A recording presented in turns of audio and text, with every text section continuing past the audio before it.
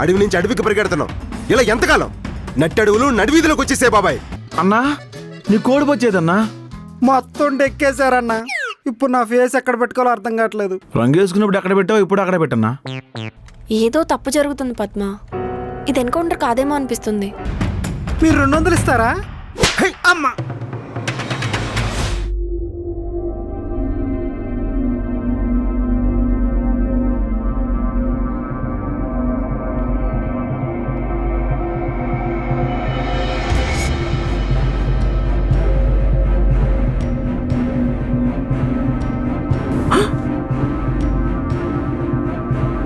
ఎక్కడున్నా నేను? అడవిలో. చిల్లర అడిగినందుకు అడవిలోకి తీసుకొస్తారన్నా? రే చిల్లరదవా, నిన్ను తీసుకొచ్చింది చిల్లర కోసం కాదురా, మరి మేము అన్నలం. ఒకరికొకరు అనాలన్నా? అమ్మా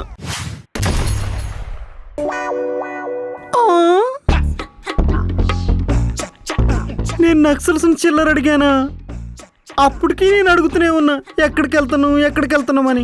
నన్ను ఇక్కడికి తీసుకొచ్చి హింసించే రైట్స్ ఎవరిచ్చారు సార్ మీకు? రాయ్ నీతో మాకు ఉపయోగం ఉందరా? నా వల్ల నాకే ఉపయోగం ఉండదు సార్, మీకేం ఉపయోగం ఉంటుంది సార్? రాయ్ కాసేపు నోరు మూసుకుంటావా? వెళ్ళి అమ్మాయిని పట్టురండి. అమ్మాయా?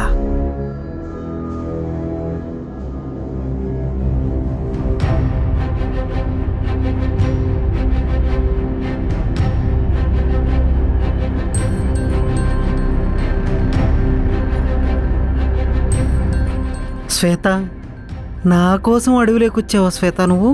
ఆవిడ వల్లే నువ్వు ఇక్కడికి వచ్చావు. అదేలా సార్? మేమేం చేసిన ఇద్దరం కలిసే పని చేస్తాం సార్. నీకు కావాల్సిన టెక్నికల్ నాలెడ్జ్ తన దగ్గర చాలా ఉందని చెప్పింది, అందుకే నేను తీసుకొచ్చాం. తను చెప్తే మీరెలా నమ్మారు సార్? నా మొహం చూస్తే జనరల్ నాలెడ్జ్ ఉందంటేనే ఎవడో నమ్మడు, అలాంటిది టెక్నికల్ నాలెడ్జ్ ఉందంటే మీరెలా నమ్మారు సార్? అసలు మీరు నక్సల్సేనా? అమ్మా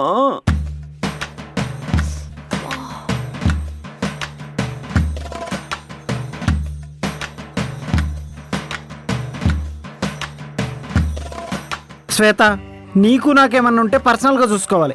ఇలా చిల్లర గొడవలు ఇరికిస్తావా? రేయ్ అయ్యా మిమ్మల్ని కాదయ్యా, ఈ చిల్లర వల్ల ఇదంతా వచ్చింది కదా అని ఆ ఉద్దేశంతో అన్నానయ్యా. మీరు ఆవేశపడకండి అయ్యా, కొంచెం సేపు నా ఏడుపు నన్ను ఏడవనియ్యండి అయ్యా. మాట్లాడవేంటి శ్వేత? నోట్ లోపల కూడా కట్టుకొట్టారా? నాకు చాలా భయంగా ఉంది. నీకు భయంగా ఉందని వాళ్ళ పళ్ళ కింద నన్ను బాదం పిక్కలో ఇరికిస్తావా? అయ్యో భగవంతుడా, ఎప్పట్లాగా బ్లింకిట్లో ఆర్డర్ పెట్టుకుంటే నాకు ఈ కష్టాలు వచ్చేది కాదయ్యా. పద్మ ఏడవకు పద్మ.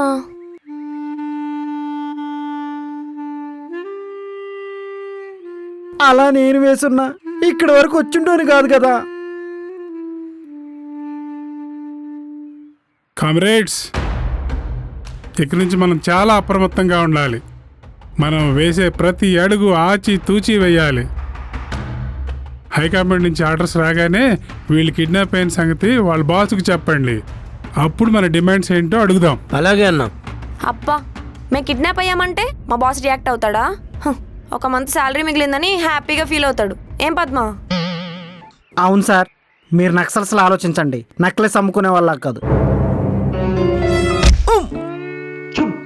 మాట్లాడకండి, చెప్పించేయండి, లేకుంటే చేస్తారు.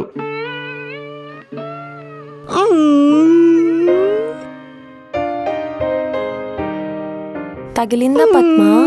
లేదు, జస్ట్ తాకింది. నువ్వు కొంచెం మాట్లాడి నీకు శ్వేత. వాళ్ళు మూతి మీద కొడుతున్నారు. నా మూతి ఎర్ర కందిపోయేటట్టుంది.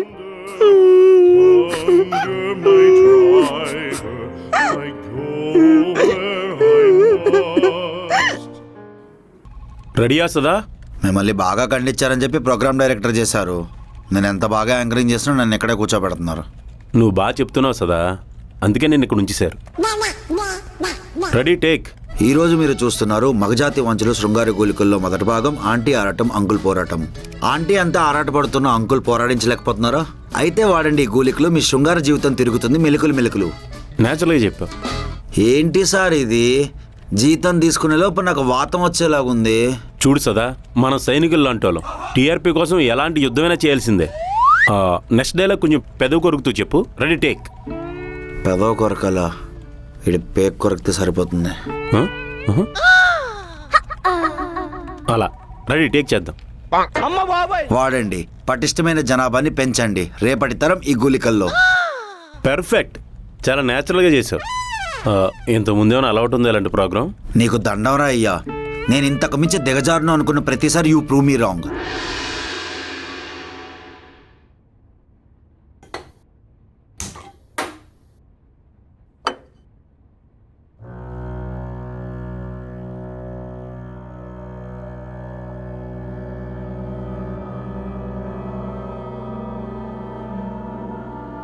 ఒకవేళ లేట్ అయితే కాల్ చేసేనే చెప్తుంది కదా, అలాంటిది కాల్ లేదు, కాల్ చేస్తే స్విచ్ ఆఫ్ వస్తుంది. నాకెందుకో భయం వేస్తుంది. ఏవండి, శ్వేత ఇంకా ఇంటికి రాలేదండి. ఆఫీస్లో వర్క్ లోడ్ ఎక్కువై ఉంటుంది, ఒకసారి కాల్ చేసి కనుక్కో. ఇప్పటికే 10 సార్లు చేశాను, ఫోన్ స్విచ్ ఆఫ్ వస్తుంది. నాకెందుకో భయం వేస్తుందండి. ఏమై ఉంటుందబ్బా? సార్, ఆ పీపీఎల్పై మీరు వస్తే ప్రశాంతంగా బతకచ్చు అనుకున్నాను. మీరేమో ఆ పీపీ కన్నా వరస్తున్నారు. నువ్వేదైతే వరస్ట్ అనుకుంటున్నావో జనానికి అదే మస్ట్ సదా.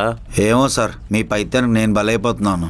సదా, క్రియేటివిటీ అనేది కడ్రైర్ లాంటిది. అది ఫిజికల్గా బయటికి కనిపించకపోవచ్చు, కానీ మెయిన్ పార్ట్స్కి అదే ప్రొటెక్షన్. నేను మన ఛానల్ కడ్రైర్ లాంటి. బా, ఎంత వరస్ట్గా చెప్పారు సార్. మీలాంటి మహానుభావుల వల్ల ఫ్యూచర్లో 18+ న్యూస్ ఛానల్స్ వచ్చినా ఆశ్చర్యపోక్కర్లేదు. అదంతా నీ అభిమానం సదా. సరే, ఏంటి ఆఫీసులో శ్వేత అనే జర్నలిస్టు, కెమెరామెన్ పద్మ కనబట్లేని ఏదో రచ్చ నడుస్తుంది? అవును సార్, వాళ్ళ పేరెంట్స్ కూడా కంగారు పడుతున్నారు. 2 ఫోన్ స్విచ్ ఆఫ్ వస్తున్నాయి. Something is strange. ఆ స్ట్రేంజ్నే మనం సెన్సేషన్ చేద్దాం. కెమెరామెన్ పద్మతో లేచిపోయిన రిపోర్టర్ శ్వేత. టైటిల్ వచ్చేసి లేచిపోయిన కొడతారేమో సార్. అదలబా, అవసరం రోజులు తిరిగి వచ్చాక మనం ఒక 4 జీతం ఎక్స్ట్రా కొడదాం. మరి బాస్కి ఆల్రెడీ చెప్పాను, అదిరిపోయింది అన్నాడు. పదా వెళ్ళి టీఆర్పీ దొలగొడేద్దాం.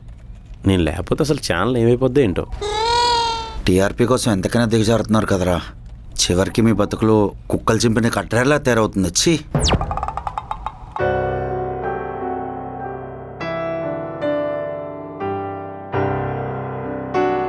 ఏమైంది? ఇది ఎన్నిసార్లు చేసిన ఫోన్ లిఫ్ట్ చేయట్లేదు. ఏమై ఉంటుంది?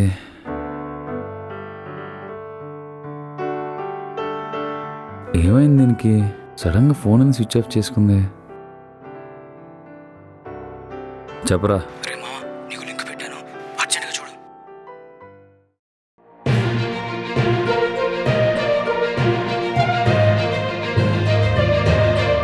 వెల్కమ్ టు లేచిపోయిన జాన్.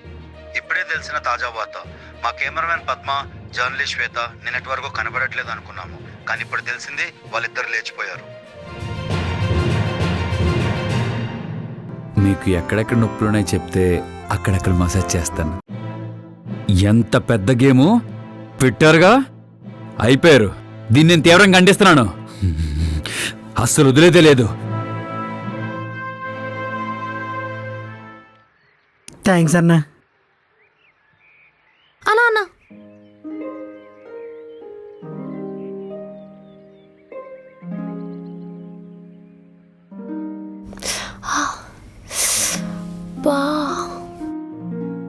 అన్నా, గట్టి చట్నీ లేదా? ఈ మాత్రం సరిపోద్దా గట్టిగా? మోర్ దెన్ ఎనఫ్ అన్నా. శ్వేత, నీకు కావాలా? అన్న ప్రేమతో వేస్తున్నాడు.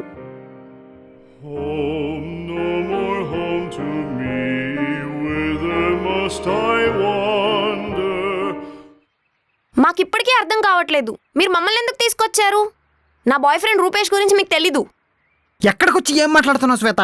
సింకు లేకుండా నువ్వు నీ బిల్డప్. ఆ అర్బన్ క్లబ్ రూపేష్ గాడు ఇక్కడికొచ్చి అన్నల్ని ఏం చేయగలడు?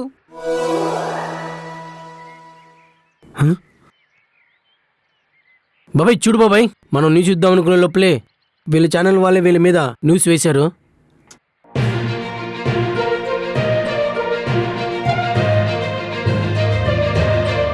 వెల్కమ్ టు లేచిపోయిన జాన్.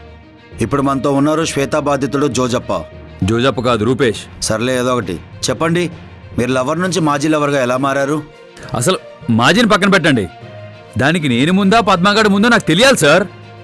నాకెలా తెలుస్తుంది సార్? అది కాదు సార్, రోజు పద్మ నా చెవిలో దొలగొట్టేసింది. అడిగితే అమ్మాయిని చెప్పింది సార్. ఆడి పేరు పద్మ అని చెప్పి నన్ను పిచ్చి పద్మం చేసింది సార్.